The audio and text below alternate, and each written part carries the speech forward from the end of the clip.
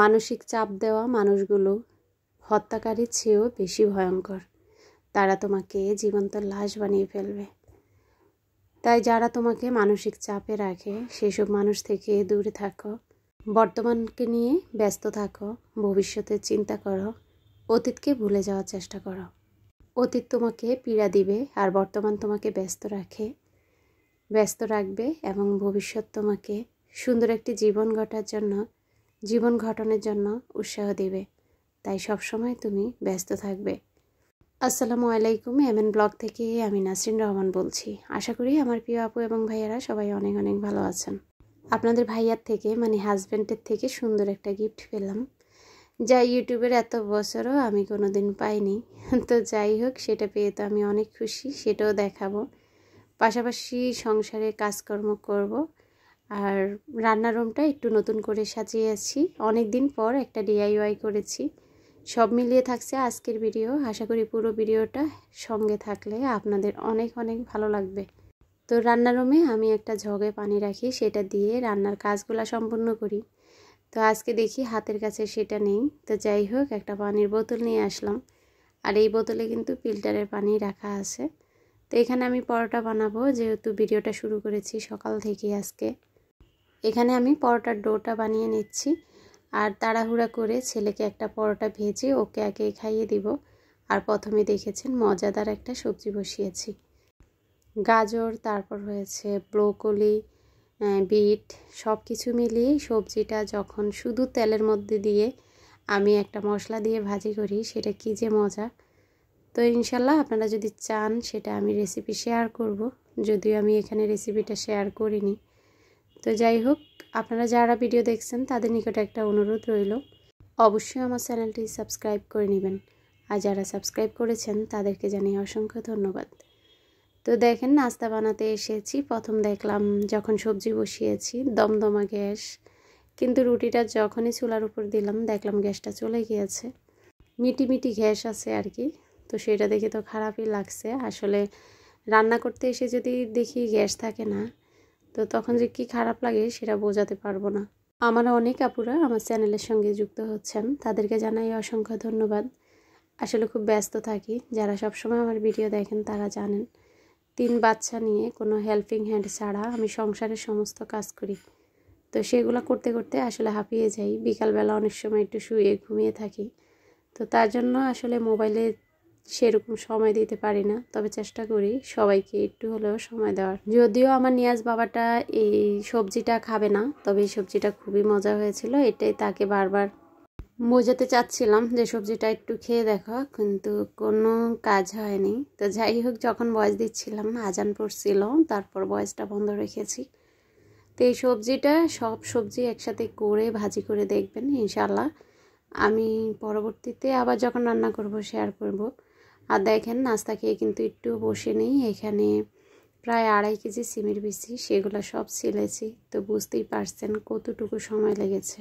সিমের বিচিগুলো আমি ফ্রিজে সংরক্ষণ করব। কি করে সংরক্ষণ করলে ফ্রিজে সিমের বিচি ভালো থাকে সেটা আমার এমএন কুক চ্যানেলে আমি শেয়ার করব। তো যাই হোক, তারপর আমি কিন্তু রান্না বসিয়ে দিয়েছি। আর রান্না বসিয়ে আমার মেয়ে পড়তেছে ডাইনিংয়ে, আর আমি এখানে DIY করতে চলে আসলাম। তো রান্নার পাশাপাশি আমি এই কাজগুলো করি। রান্না শেষ করে আবার যখন কাজ করতে যাই তখন দেখা যায় অন্যান্য কাজগুলো হয় না বা এটা নিয়ে বসে থাকতে হয়। তো রান্না চুলার উপরে যখন ঝোল জাতীয় কোনো তরকারি দেই তখনই আমি এই কাজগুলো করি, পুড়ে যাওয়ার ভয় থাকে না। তো আপনাদেরকে আমার রান্নাটাও দেখিয়ে দিচ্ছি, এই দেখেন। তো ওইটা একটু গোল করে কেটে রেখে আবার রান্নার রুমে এসেছি যে একটু আপুদেরকে দেখিয়ে দিই। তো যাই হোক, দেখেছেন আমি এটা ছিল কালো যে অংশটা রাউন্ড শেপের, সেটা একটা ঘড়ি ছিল। তো ঘড়িটা আমার হাত থেকে পড়ে ভেঙে গিয়েছে। তো ভাবছি চারপাশে যে সুন্দর একটা জিনিস, এটা দিয়ে কি করা যায়। তারপরে এই তো একটা হার্ডবোর্ড কেটে নিলাম। তো সেটাকে একটু হোয়াইট কালার করলে সুন্দর লাগে, তার জন্য হোয়াইট রং করে নিচ্ছি। তারপর আমার মেয়ে তো পড়তেছিল, তো আমি ওকে বললাম যে তুমি লিখে দাও, সুন্দর হবে। তো আমাকে লিখে দিচ্ছে মাই কিচেন। তো বলতেছে আম্মু আমি একটু ফুল এঁকে দিব। আমাকে আচ্ছা দাও। তো এই আর কি, মাঝে মাঝে আসলে নিজে কাজ থেকে ছুটি নিই, বাচ্চাদেরকে গিয়েও কাজ করিয়ে নিই। তো কেমন হয়েছে আমার এই ডিআইওয়াইটা অনেক দিন পরে ডিআইওয়াই করতে বসছি। খুব ইচ্ছা করে এটা ওটা বানাতে, কিন্তু মনে হয় এখন আর সময় পাই না। তো আপনারা জানেন সবাই, ছেলেটা আমার স্কুল মাদ্রাসা সব জায়গায় নিয়ে দৌড়াদৌড়ি, ওদের খাওয়া দাওয়া সব কিছু যেহেতু আমাকেই সামলাতে হয়। তো দোয়া করবেন এই ব্যস্ত জীবনে যেন ভালো থাকি এবং বাচ্চাগুলো যেন শরীয়ত মোতাবেক এবং মানুষের মতো মানুষ করতে পারি, নিজের লক্ষ্যে পৌঁছাতে পারি, নিজের মনের আশা আল্লাহ পূর্ণ করে। তো আমি যে বোর্ডটা তো আমি কেটেছি, তো আসলে ঘড়ির ভিতরে এটা চাপ দিয়ে পুরোপুরি ফিটিংস করতে হবে। তো সেটা আমি না করে এটা গোল রাউন্ডটা এঁকেছিলাম আর কি, কেটেছি। তো আমার মেয়ে যখন আঁকছিল ও তো ওর মতো আঁকছিল, পরে ঢুকানোর সময় দেখি যে জিনিসটা একটু বড়, তারপর কাটতে যেয়ে না, এটা যদি ছোট হতো লেখাটা ওইভাবেই লিখতো। তো এন লেখাটা অনেকটাই ঢাকনা পড়ে গিয়েছে। তো যাই হোক, এত কষ্ট করে করা, তার জন্য আসলে লাগিয়ে দিয়েছি। তো এখানে আমি এখানে টানাবো আর কি। তো এটা হয়তো এখানে নাও থাকতে পারে, এখানে আমি একটু অন্যভাবে সাজানোর চেষ্টা করব। আসলে মিস্ত্রি এনে এখানে ফুটা করতে হবে আমি যেটা করতে চাচ্ছি। তো সেটা আসলে সম্ভব হয়ে উঠতেছে না, তার জন্যই আসলে সাজাতেও পারি না।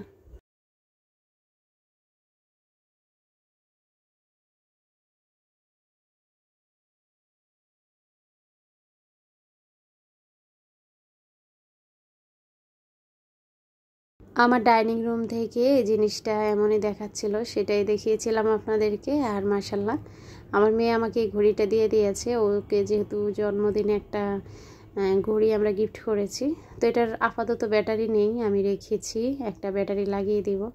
রান্নার রুমে একটা ঘড়ি থাকলে আমার মনে হয় ভালো লাগে। তা আমি বলছিলাম একটা নতুন ঘড়ি আনার জন্য, কেননা যেহেতু টাইম মতো আমার বাহিরে বাচ্চাদের জন্য দৌড় দিতে হয়, তাই আমি বলছিলাম একটা ঘড়ি দিব আর কি। আর রান্নার রুমে আমি এখানে কিন্তু অনেক স্টিকার লাগিয়েছিলাম, সেগুলো সব উঠিয়ে ফেলেছি। আর বলেছিলাম আপনাদের ভাইয়া একটা গিফট দিয়েছে। তো গিফটটা খুবই ছোট, কিন্তু ছোটোর ভিতরেও এটা অনেক বড় হয়। আমি দেখাচ্ছি আপনাদেরকে। শুক্রবারে সন্ধ্যায় আপনাদের ভাইয়াকে নিয়ে আমি হাঁটতে গিয়েছিলাম। মাঝে মাঝে শুক্রবারে উনি বাসায় থাকলে আমরা সন্ধ্যাবেলা বের হই, একটু হাঁটাহাঁটি করি। তো বের হয়ে আমি দেখলাম একটা লোক এগুলা বিক্রি করতেছে। তো দেখলাম জিনিসটা খুবই কোয়ালিটিফুল এবং খুবই সুন্দর, তো যেটা আমার নেই আর কি। তো এটা বলাতে আপনাদের ভাইয়া আগ্রহ সহকারে আমাকে এটা কিনে দিল। তো সাথে সাথেই বলছিলাম, আজ এত বছর ইউটিউবিং করি, হয়তো ভালো কিছু করতে পারি না, তার জন্য তো নিজে ইচ্ছা করে কিনে দাও না, যা কিনি নিজেই কিনি। তো হাসছিল আর কি। তো এই জিনিসটা এতই সুন্দর, মানে এটার একটা রিমোট সিস্টেম, মানে ব্লুটুথ সিস্টেম আর কি। এটা আমি মোবাইলটা এটার উপর রেখে অন্য রুমে যেয়ে চাপ দিয়েও আমি ভিডিও কন্ট্রোল করতে পারবো। তো এই জিনিসটা আসলে আমার কাছে খুব ভালো লেগেছে। তো কেমন হয়েছে আমার গিফট পাওয়া জিনিসটা অবশ্যই জানাবেন। যাই হোক, ডিআইওয়াই করা শেষ, রান্না শেষ, গোসল করতে যাব। তো তার আগে ভাবছি একটু বেসিনটা ক্লিন করি। তো বেসিনের এই যে এখানে একটা হুক লাগিয়েছি, তো গত ভিডিওতে আমি আপনাদেরকে দেখিয়েছিলাম যে এই হুকটা কেন লাগিয়েছি। তো বুঝতেই পারছেন, এই ব্রাশটা রাখার জন্যই আমি হুকটা লাগিয়েছি। একটা কিনলে একটা ফ্রি, আর ফ্রি জিনিসে আমরা বাঙালিরা বেশি অভ্যস্ত আর ভালোবাসি বেশি। তো আপনাদের ভাইয়া এই হারপিকটার সঙ্গে মগটা ফ্রি এনেছে, দেখে আমার খুবই ভালো লেগেছে, কেন মগটা একদম টুকটুকে লাল। তো বাথরুমে মগ তো বেশি লাগে না, যখনই ফ্রি মগ পাই তখনই আমি বারান্দায় গাছ লাগিয়ে দিই। সে আমার কাছে খুবই ভালো লাগে। তো যাই হোক, এই তো আমি বেসিনটা কিভাবে পরিষ্কার করি সেটা আপনাদেরকে দেখাচ্ছি। এতদিন আমার এই কিউট ব্রাশ ছিল না, তো সেটা আমি জালি দিয়ে হাত দিয়ে ওয়াশ করতাম। তো আমি কি করি, এইভাবে হারপিকটা দিয়ে এভাবে ঘষে মেজে হালকা রেখে দিই 10 মিনিটের জন্য। তো তারপরেই কিন্তু আমি বেসিনটা ওয়াশ করব। আর ওয়াশ করার পরে দেখেন বেসিনটা কেমন ঝলকাচ্ছে। তো বেসিনের অন্যরকম একটা ব্রাশ ছিল, সেটা দিয়ে কাজ করে একদমই আমি আসলে মানে ভালো লাগতো না। আর এটা দিয়ে ওয়াশ করার পর আমার কাছে খুবই ভালো লেগেছে। আপনারাও নিয়ে নিতে পারেন এই ব্রাশটা, এটা ইউজ করার পরে রিভিউ দিচ্ছি। তো এই তো আমি তারপর আবার 10 মিনিট পর এটাকে ভালো করে ওয়াশ করে নিচ্ছি। তো এই 10 মিনিট যে আমি বসেছিলাম তা না, আমি পাখির কাছে গিয়েছিলাম। তাদের কার কার খাবার নেই তাদেরকে খাবার দিয়েছি, আমার পাখিদের সঙ্গে কথা বলেছি। তো যাই হোক, আমি ওয়াশ করতেছি। ভিডিওর প্রথমে আমি বলেছিলাম যে মানসিক চাপ দেওয়া লোকগুলোর থেকে দূরে থাকবেন। মানসিক চাপ মানুষকে ধ্বংস করে ফেলে। আপনি যতই সুখে থাকেন, মানসিক চাপে থাকলে আসলে তার সুখ আর সুখ থাকে না, চোখের ঘুম উড়ে যায়। তাই সব সময় কাজে ব্যস্ত থাকবেন, তখন দেখবেন আপনার সেই মানসিক চাপগুলা ভ্যানিশ হয়ে গিয়েছে। আমি ইউটিউবে ভিডিও তৈরি করি, তার জন্য আমি এই যে এটা করতেছি, এটাও আমার একটা কাজ। তো আমি যদি ইউটিউবে ভিডিও না করতাম, এই টাইমে হয়তো বসে বসে অন্যের ভিডিওটা দেখতাম, যেটা হয়তো আমার অনেক আপুরা করতেছেন। তা আসলে আমি মনে করি সবারই নিজের কিছু করা উচিত, শুধু যে ইউটিউবিং করবেন তা না, প্রত্যেকটা নারী কিছু করা উচিত।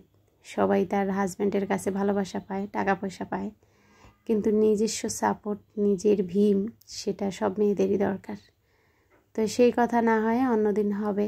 কেন বললাম এই কথা? আজকের ভিডিও শেষ হয়ে এসেছে। সবাই ভালো থাকবেন, সুস্থ থাকবেন। আল্লাহ হাফিজ।